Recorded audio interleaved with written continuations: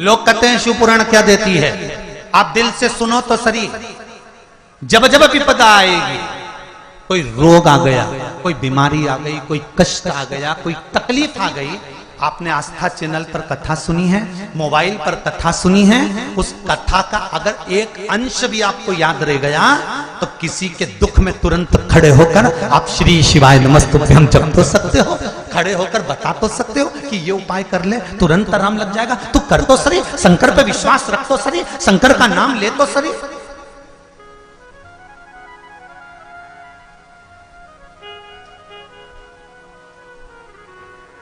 अरे भाई उसको भजो तो।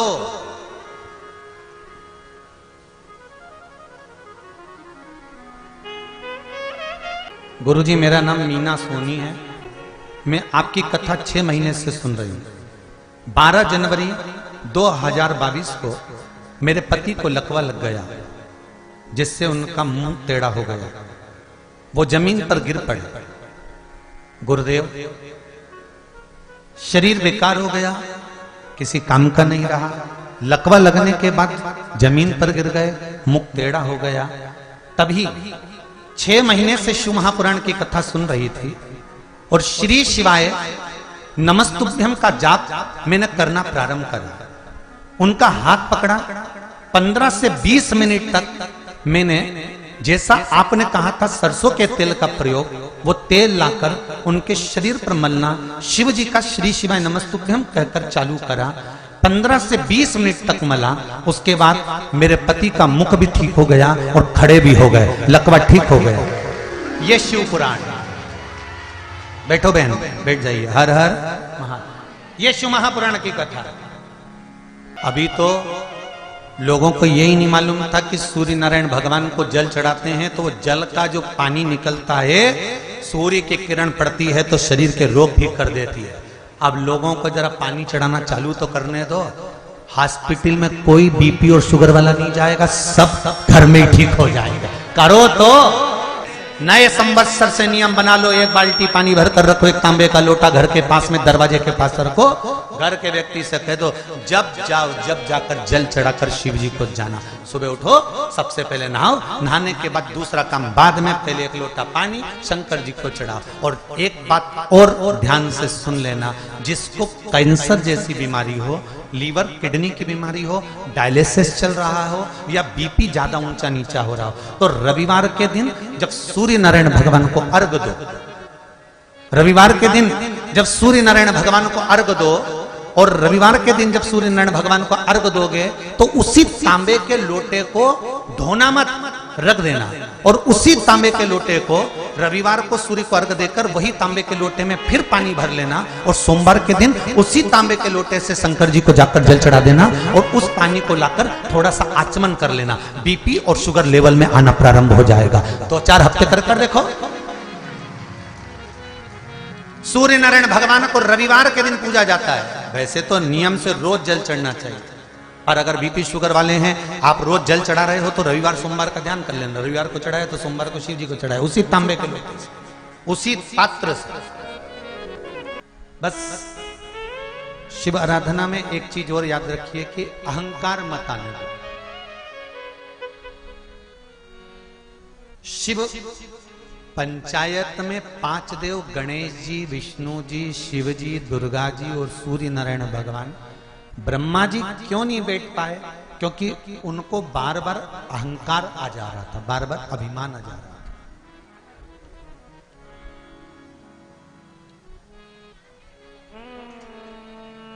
सब कुछ आए पर अहम नहीं आना चाहिए।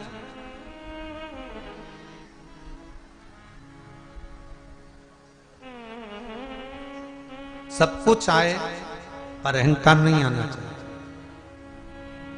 धन कितना भी आए, कितनी भी सत्ता, कितना भी वैभव हो जाए, अहंकार मत आने दो। हाँ तुम समझ गए ना, बस बहुत है, ठीक है। तो बोर बोई रेडी है ना। एक काम करते हैं, 2-4-8 दिन के लिए आ जाते हैं तो हमको छत्तीसगढ़िया सिखा देंगे, ठीक है। छत्तीसगढ़िया सबले बढ़िया हो। उतनी काफी है ना, फिर कहाँ जरूरत है। ठीक है, तो इन्होंने लिखा है गुरुदेव, जिन साहू परिवार में कथा हो रही है, दिनेश जी साहू, ईश्वर जी साहू, वर्षों से रिटर्न बड़ा बाबा, वर्षों से बाबा भोलेनाथ बैजनाथ धाम झारखंड में प्रतिवर्ष सैकड़ों भक्तों को यहां से लेकर जाते हैं गुरुदेव, और शिव जी का दर्शन कराते हैं। ये बाबा की कृपा है। गुरुदेव दिनेश भाई एवं उनका परिवार शिव भक्त, शिव भक्ति के कारण यह कार्य संभव कर पाया। इन्होंने झारखंड के बैजनाथ जी का दर्शन किया होगा ना गुरुदेव, और बाबा ने कृपा करी होगी ना, इसलिए हमको लगता है कि देवादिदेव महादेव ने, शंकर ने कृपा करी है शिव महापुराण के लिए। एक बात बताएं, मां कर्माबाई के पुत्र हो आप सब, साहू परिवार को मैं धन्यवाद देना चाहूंगा। इतनी बड़ी कथा को करवाने के लिए लोग ना जाने कितना कितना चंदा इकट्ठा कर लेते हैं महाराज, पर धन्यवाद दूंगा साहू परिवार को, दिनेश जी, ईश्वर जी और आपके पूरे परिवार को। इतनी दुकानें लगी हैं पूरे गांव के अंदर, दुकानें लगी हैं भक्तों के लिए, और दुकान वाले इनके पास आकर पूछे कि हम कितना रुपया दें तुमको दुकान लगाने का। इन्होंने एक शब्द कहा कि तुम्हें जितना कमाना है कमाओ, हमको 1 रुपया नहीं चाहिए, आप तो शिव का गुणगान गाओ। दिनेश जी, कहीं जगह पर हम लोग कथा करने जाते हैं, अभी हम नाम नहीं लेंगे, छत्तीसगढ़ में भी एक कथा करी है राम जी की कृपा से, नाम क्यों लेना। एक एक छोटी दुकान हो, और केवल छत्तीसगढ़ से मतलब नहीं, हमने जहां जहां करी है मां का भी बता रहा है, छोटी दुकान भी जिनने लगाई है उनसे 4-4, 5-5 हजार रुपए लिए गए हैं, तब जाकर दुकान लगाई गई। मैं आपको नमन करता हूं आपके विश्वास को। बाबा ने कितना दिया और कितना नहीं दिया मुझे नहीं मालूम, और कितना आपके पास में और कितना नहीं है मुझे उससे भी कोई मतलब नहीं। मुझे तो शिव महापुराण करना थी, बाबा ने करवाई। और ये आदिवासी क्षेत्र है,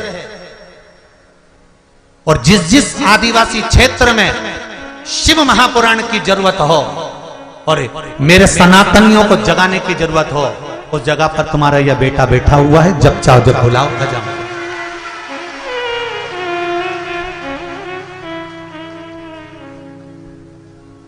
इस क्षेत्र में कथा की जरूरत थी, इस क्षेत्र में कथा की बहुत जरूरत थी। यहां लोग भटक रहे थे, शंकर को नहीं जान पाए। आज आप सब लोग जो आए हो ना बाहर से इस गांव में, इस गांव का आपने विकास कर दिया साहब, इस गांव को आगे बढ़ा दिया आपने। आने से मेहमान जब आते हैं ना किसी के घर में, तो घर वालों का हौसला बढ़ता है कि मेरे घर में मेरी जीजी आई, मेरे काका जी आए, मेरी बुआ जी आई, मेरे फूफा जी आए।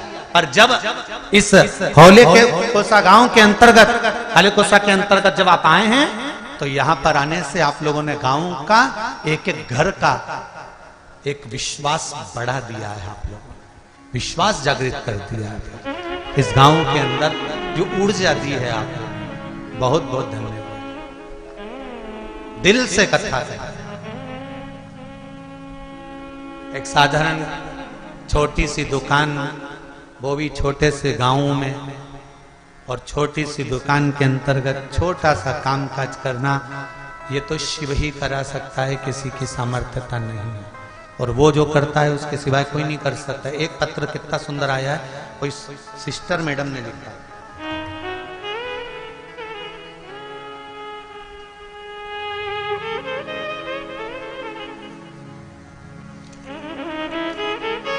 श्रीमती रत्नमाला श्रीवास्तव, चिचोला छुरिया, राजनंद गांव से है। कहीं बैठी हो आप ही हैं?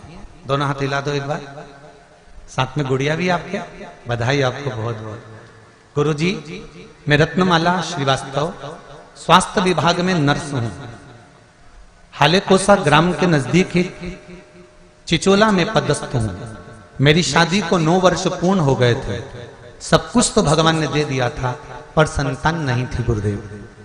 सभी लोग कहना भी चालू कर दिए थे कि मैडम आप तो खुद ही रोज 4-5 डिलीवरियां कराती हैं, प्रसव कराती हैं, पर अपना इलाज खुद क्यों नहीं कर लेती है।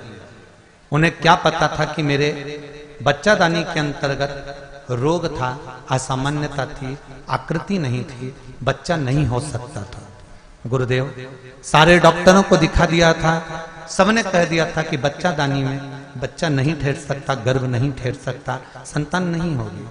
तब गुरुदेव पशुपति व्रत 5 सोमवार शिवजी के मंदिर जाना, जल चढ़ाना, बेलपत्र चढ़ाना, उस बेलपत्र और जल का सेवन करना, और बाबा की ऐसी कृपा हो गई गुरुदेव कि मेरे घर में संतान हो गई गुरुदेव। मैं उसको लेकर गया। बहुत बहुत बधाई आपको। बैठिए। श्री शिवाय नमस्ते। शिव कृपा। जब दुनिया ताने दे, अब शब्द कहने दो, कहे तो अब शिव का भजन तो करो, शिव का स्मरण तो करो। ब्रह्मा जी को केवल एक अहंकार था, इसलिए 5 पंचायत के सदस्यों में ब्रह्मा जी नहीं बैठ पाए।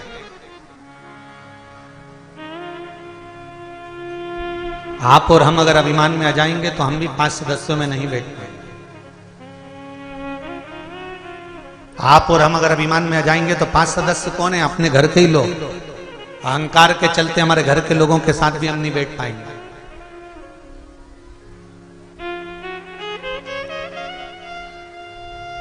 जब अभिमान टूटता है तब सुख मिलता है। महाराज ब्रह्मा जी को अहंकार था। ब्रह्मा जी ने पूछा सूर्य नारायण भगवान से, मैंने सृष्टि का निर्माण नहीं करा तो ये सृष्टि किसने बना दी? जब मैंने सृष्टि नहीं बनाई तो ये सृष्टि किसने बनाई? एक बार ब्रह्मा जी को अहंकार आ गया और ब्रह्मा जी ने कह दिया कि मैं सृष्टि का निर्माण ही नहीं करूंगा। और ब्रह्मा जी बैठ गए मौन होकर, चुप होकर, स्तुप्त होकर।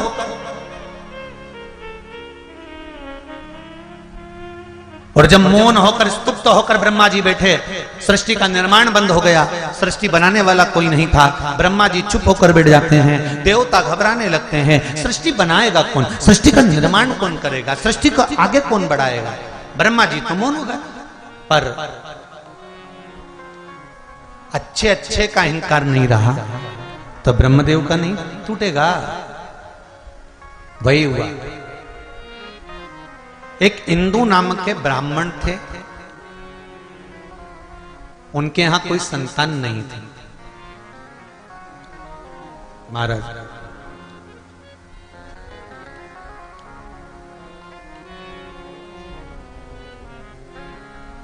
ये पूर्व रचित सृष्टि का वर्णन है। इंदु नाम के ब्राह्मण के घर में औलाद नहीं, संतान नहीं।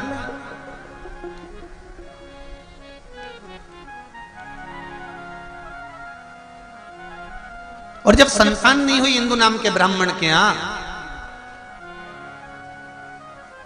तब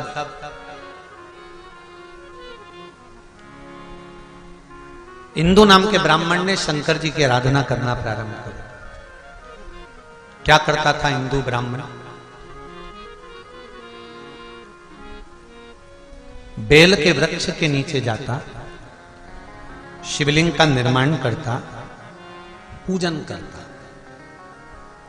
बेल पत्री के वृक्ष के नीचे शंकर का शिवलिंग बनाकर पूजन करने से क्या फल मिलता है?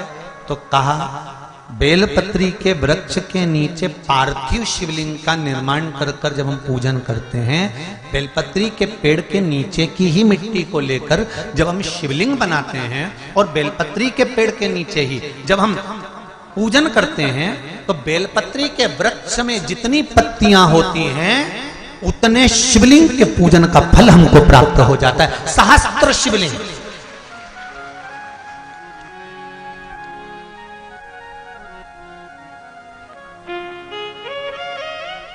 सहस्त्र शिवलिंग का फल। हम आपसे भी कहेंगे कभी कभी अगर मौका मिले ना, पार्थिव शिवलिंग का निर्माण करते रहना चाहिए। एक बार सीहोर कुबेरेश्वर धाम में कथा बाची थी, शिवलिंग पार्थिश्वर शिवलिंग शिव महापुराण की कथा। अगर नहीं सुनी हो तो जब फ्री टाइम रहा करे तो उसको सुन लिया करो। पहले बहुत सारी शिव पुराण की कथा बाची है, पार्वती, सती, उमा, गंगा। अभी शिव पंचायत चल रही है। इसके बाद में जो रायसेन में होगी, भोपाल से 40 किलोमीटर की दूरी पर, वहां जो कथा होगी वो त्रिपुंड शिव महापुराण की कथा होगी। वो कथा पूरी होने के बाद में फिर शायद वो 9 तारीख को समापन होगी और 13 तारीख को शिव महापुराण की कथा हरिद्वार में प्रारंभ हो जाएगी। तो हरिद्वार में जो कथा रखी है उसका नाम रखा है शिव पौड़ी। हरि की पौड़ी शिव महापुराण की कथा, हर की पौड़ी, हर का द्वार शिव महापुराण की कथा, जो हरिद्वार में 13 तारीख से प्रारंभ होगी। 13 अप्रैल से है सर, है 13 से 19 अप्रैल तक हरिद्वार की भूमि पर। तो कथाओं का क्रम अलग अलग है। आप कथा वही है पर उसके रस तत्व को हमको ग्रहण करना है। कई लोग कहते हैं गुरुजी शिव महापुराण की कथा तो आजकल आप छूते हो, बस वो छू लिया ना, चल तो वही रही है ना, है तो शंकरी, सुन तो रखे हो ना। शिवलिंग का उत्पत्ति, पार्वती जी का ब्याह, सती मैया का भस्म होना, कथा वही है पर उसमें जो मूल तत्व है उसको हम श्रवण करें जिससे हमारे जीवन की सार्थकता।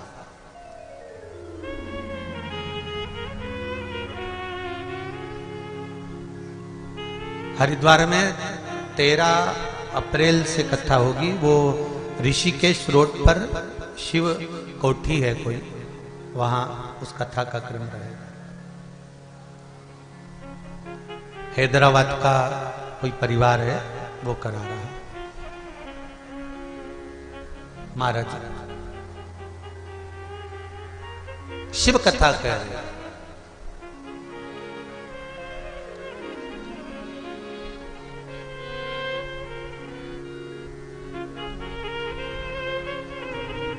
ब्रह्मा जी को अहंकार आया,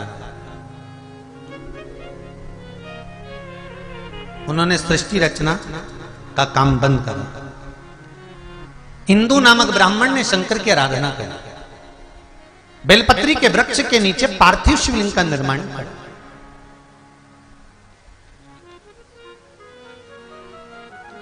जैसे पीपल के वृक्ष के नीचे लव और कुश ने हनुमान जी को बांध दिया था, हनुमान जी एक एक पीपल के पत्ते को गिन रहे थे और राम राम बोल रहे थे। पत्ते को गिनते जाएं और राम राम बोलते जाएं। उसी तरह जब हम बेलपत्री के वृक्ष के नीचे पार्थिव शिवलिंग का निर्माण करते हैं और उसका पूजन करते हैं तो उस वृक्ष में जितने पत्ते होते हैं उतने शिवलिंग का फल हमारे भाग्य में लिखा जाता है। उसको कहते हैं सहस्त्र शिवलिंग का लाभ। हमारे पार्थिव शिवलिंग की पूजन का लाभ हमारे भाग्य के अंतर्गत हमारी किताब में लिखा जाता है। क्या आपने हजारों शिवलिंग का पूजन किया? आप में से कितने लोग हैं जो पार्थिव शिवलिंग बनाते हैं? हाथ उठाओ जरा। बनाते हो पार्थिव शिवलिंग? रोज नहीं बनाओ तो 6 महीने में एक बार बनाओ, 3 महीने में बनाओ, 2 महीने में बनाओ, महीने में बनाओ, नहीं बने तो श्रावण महीने में बनाओ। पर पार्थिव शिवलिंग का निर्माण करना चाहिए, भले साल में एक बार करो पर करो।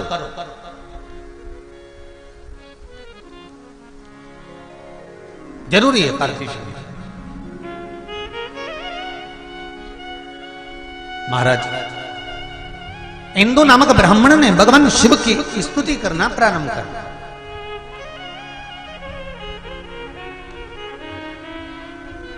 हाँ, ये हरिद्वार की जो कथा है वो शिव फार्म, हरिद्वार में जो कथा होगी 13 अप्रैल से 19 अप्रैल तक आस्था चैनल पर आएगी। वो 1 बजे से 4 बजे तक।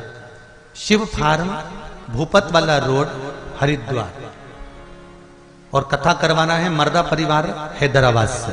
ये लोग कथा करा रहे हैं। एक बार जोरदार ताली बजाएं मर्दा परिवार हैदराबाद वालों के लिए जिन्होंने हरिद्वार की पावन धरा पर कथा रखी। शिव कथा कर रहे। ब्रह्मा जी सृष्टि की रचना नहीं कर रहे। हिंदू ब्राह्मण एक लोटा जल का लेकर जाता है, बेलपत्री के वृक्ष के नीचे पार्थिव शिवलिंग का निर्माण करता है, पूजन करता है, उसका विसर्जन करता है। शिव जी प्रसन्न हो गए, मांग तुझे क्या चाहिए। पार्थिव शिवलिंग जब सांसारिक मनुष्य अपने हाथों से निर्माण करता है ना, स्वयं पार्थिव शिवलिंग का निर्माण किसी दूसरे से नहीं करवाना चाहिए। आजकल पार्थिव शिवलिंग का निर्माण नई नई डिजाइन से लोग करने लगे, ये अलग बात है, परंतु नियम पार्थिव शिवलिंग का जो नियम है, आजकल तो लोग भगवान का मुख बनाते हैं या वो अन्य स्वरूप बनाते हैं, पर पार्थिव शिवलिंग का जो निर्माण का विधान है, आप जैसा ब्रह्मा और विष्णु ने शिवलिंग प्रकट करा था, बस वैसा ही वैसा शिवलिंग भगवान शंकर का प्रकट कर लीजिए, वैसा कि वैसे ही शिवलिंग का निर्माण कर लीजिए। और शिवलिंग का निर्माण आप स्वयं अपने हाथों से करिए। क्यों? क्योंकि लिंग पुराण के अंतर्गत आता है, जब सांसारिक मनुष्य अपने हाथों से किसी ब्राह्मण के साक्षी में बैठकर स्वयं यजमान जब शिवलिंग का निर्माण करता है, तो उसके हाथ की अगर कोई रेखा बेकार भी है तो शिवलिंग को बनाते बनाते वो रेखा सुधर जाती है। और रेखा का निर्माण अगर गलत भी हो गया है तो वो सवर जाता है। बहुत अच्छे अच्छे शिवलिंग का निर्माण होता है, पर निवेदन करेगी व्यास की, आप अपने हाथों से शिवलिंग का निर्माण करिए।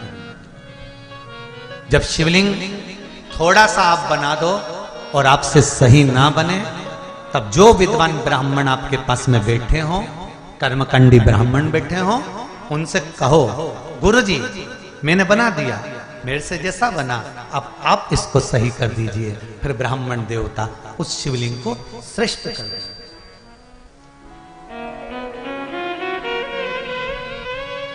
हमें बहुत सारी पूजन करना नहीं आती, थोड़ी करो।